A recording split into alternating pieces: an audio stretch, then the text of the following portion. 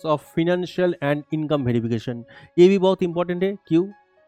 क्योंकि उसका फिनेंशियल और इनकम वेरिफिकेशन क्यों करना है? क्योंकि वो जो अभी मेंशन किया है कि मेरा इतना सैलरी है, मेरा सीटीसी ये है, ये वेरीफाई करना बहुत ही ज़रूरी है। क्योंकि हमेशा कोई कैंडिडेट चाहता है कि उसका जो सैलरी हो, उसका जो सीटीसी हो, बहुत ज़्यादा हाइक हो, बहुत ज़्यादा बढ़े। तो प्रीवियस कंपनी में वो उसका कितना सीटीसी था, कितना उसका सैलरी रेंज था, ये बहुत इंपॉर्टेंट है जानना। अगर ये आप नहीं जानोगे, ये अगर वेरीफाई नहीं करोगे तो क्या होगा, वो सपोज आपका कंपनी का रूल है कि 10% या 20% हाइक करना, लेकिन वो ऐसे एक सीटीसी देगा कि उसका ऑटोमेटिकली 60-70% हाइक हो जाएगा ऑटोमेटिकली। तो ऐसे आपको प्रीवियस कंपनी का जो भी आपका सीटीसी है वो सारा कुछ आपको वेरीफाई करना है। तो आपको कैसे क्या क्या इसमें क्या क्या पॉइंट है, मैं ज़्यादा डिटेल्स में नहीं जाऊँगा। मैं थोड़ा कम टाइम में मैं कोशिश करूँ इसको एक्सप्लेन करने के लिए। सैलरी स्लिप वेरिफिकेशन, तो सैलरी स्लिप में ही सारा कुछ आ जाता है। सैलरी स्लिप अगर प्रीवियस कंपनी का जो कंपनी में वो काम किया था उसका सैलरी स्लिप में क्या था, उसका ग्रॉस सैलरी, उसका टेक होम सैलरी क्या था, उसका उसका उसका उसका सीटीसी क्या था, ये सारा कुछ आपको वेरीफाई करने का जरूरी है। क्योंकि ये अगर मैनिपुलेट किया है, वो मैनिपुलेट कर सकते हैं इसको भी।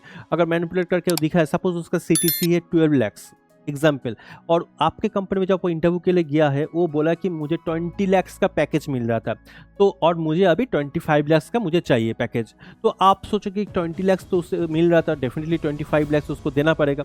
तो एग्जैक्टली आप 25 lakhs उसको नेगोशिएट करके आप उसको दोगे नहीं दोगे, ये पहले डिसाइड, मतलब इसको डिसीजन लेने से पहले आपको पहले उसका प्रीवियस जो उसका सैलरी स्लिप है, प्रीवियस जो उसका सैलरी है, उसको वेरीफाई करना पड़ेगा।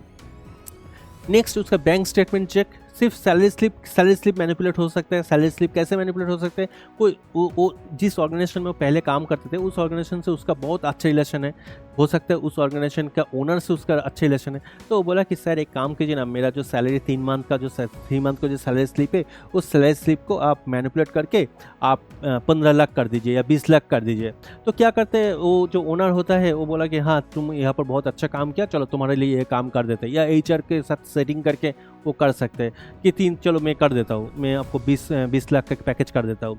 तो सिर्फ सैलरी स्लिप से ही काम नहीं होगा। हाँ, आपको बैंक स्टेटमेंट चेक करना है। क्यों बैंक स्टेटमेंट चेक करना है? क्योंकि उसका जब सैलरी क्रेडिट होता है तो बैंक स्टेटमेंट में पता चल जाएगा कि एग्जैक्टली उसका सैलरी कितना क्रेडिट होता था। तो वो जो सैलरी स्लिप है, उस सैलरी स्लिप का जो अमाउंट है और बैंक स्टेटमेंट का जो उसका सैलरी क्रेडिट का जो स्टेटमेंट है, ये अगर मैच करता है तो वो सही बोल रहा है। अगर वो मिसमैच करता है, मैच नहीं करता है, इसका मतलब वो झूठ बोल रहे हैं या वो मैनिपुलेटिव है। नेक्स्ट है आईटीआर एंड फॉर्म 16 चेक। डेफिनेटली ये आईटीआर फॉर्म 16 से भी आपका डिटेल्स मिल जाएगा कि उसका एग्जैक्ट सैलरी क्या था, उसका क्या है, आईटी रिटर्न में वो कितना दिया है, कितना आईटी वो भरा है, तो उसमें से आपको डिटेल्स मिल जाएगा। तो सिविल एंड क्रेडिट चेक से भी पता चलेगा कि उसका सिविल स्कोर कैसा है।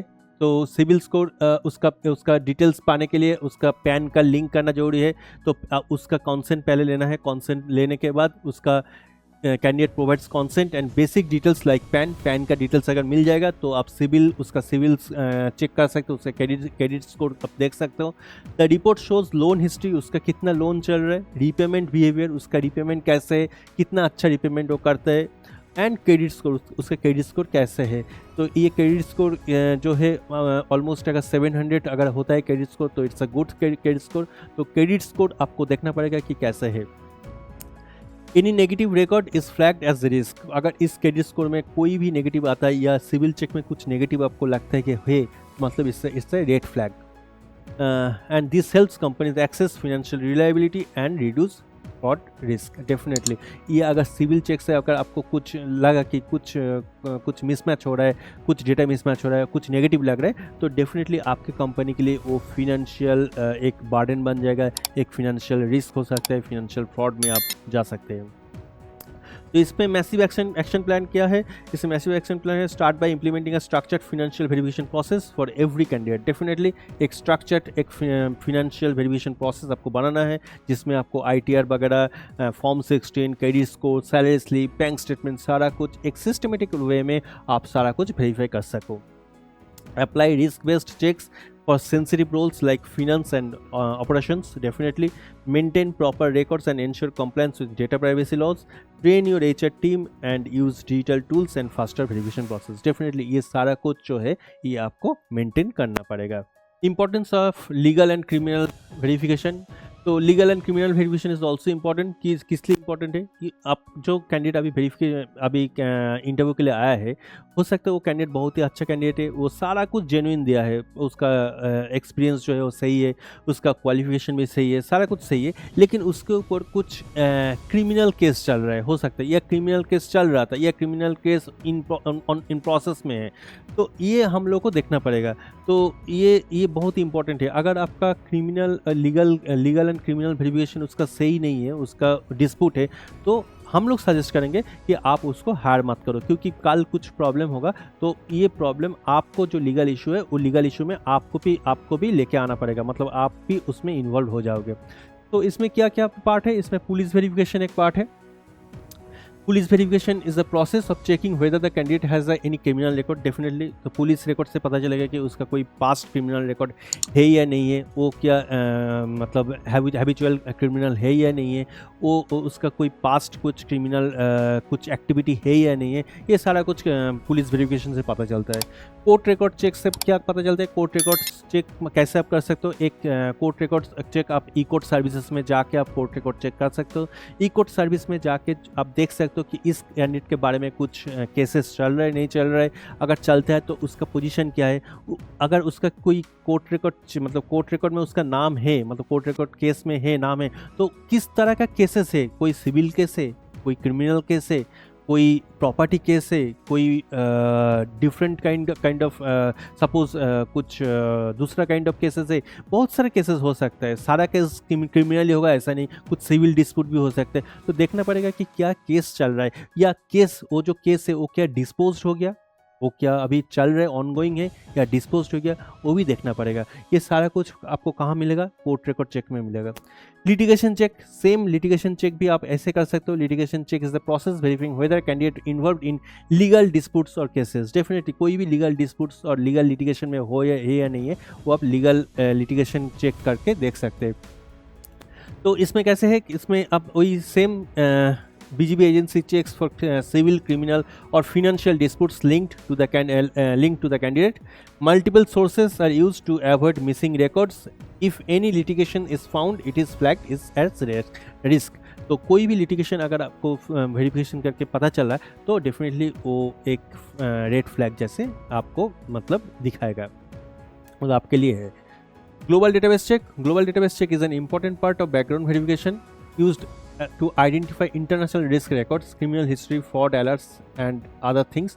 तो ग्लोबल डेटाबेस चेक में हम लोग क्या देखेंगे? ग्लोबल डेटाबेस चेक में हम लोग देखेंगे उसके इंटरनेशनली कुछ क्रिमिनल एक्टिविटी है या नहीं है, या इंटरनेशनली वो उसका कुछ कम जगह से, कुछ ऑर्गेनाइजेशन से कुछ इशू है. सपोज वो बाहर USA में काम करता था या सिंगापुर में काम करता था, उसमें कुछ क्रिमिनल एक्टिविटी है या नहीं है, उसमें कुछ इशू है या नहीं है. हो सकता है क्रिमिनल एक्टिविटी नहीं है, कुछ सिविल डिस्प्यूट है, वो भी हम लोग देख पाएंगे ग्लोबल डेटाबेस चेक में. और global database check is a basic details such as full name, date of birth, passport number, nationality, company name and identity information are collected from the candidate or business. Definitely ये सारा कुछ पहले collect करना पड़ेगा. आप अगर आप collect नहीं करोगे तो आपको ये आप ग्लोबल डेटाबेस चेक नहीं कर पाओगे. These details are then searched in multiple international database including criminal watch list, sanction list, fraud database, PEP, politically exposed person records, anti-money laundering AML systems and the global compliance database. इतना सारा global database का इतना सारा portal है, इतना सारा search engine है जहाँ पर जाके आप सर्च कर सकते हो कि उस कैंडिडेट के ऊपर कोई क्रिमिनल या सिविल कुछ डिस्प्यूट या लिटिगेशन चल रहा है, नहीं चल रहा है, या ऑलरेडी था, डिस्पोज हो गया, या अभी भी चल रहा है, ऑनगोइंग क्या प्रोसेस है, ये आप देख सकते हो. तो इसमें भी मैसिव एक्शन प्लान क्या है? Start by implementing a strict legal and criminal verification process for every candidate, especially for sensitive roles. Definitely conduct police verification, court record checks, litigation screening and global database searches through reliable sources. So बहुत सारे sources होते हैं, आपको हमेशा reliable जो source है वो source को आपको सिलेक्ट करना है और उसी सोर्स से आपको ये सारा कुछ आपको देखना पड़ेगा। Maintain always take candidate consent and follow legal complaints. Definitely पहले कैंडिडेट से कॉन्सेंट लेना है, उसके बाद ही आप आगे बढ़ सकते हो। तो this is the thing. Welcome everyone.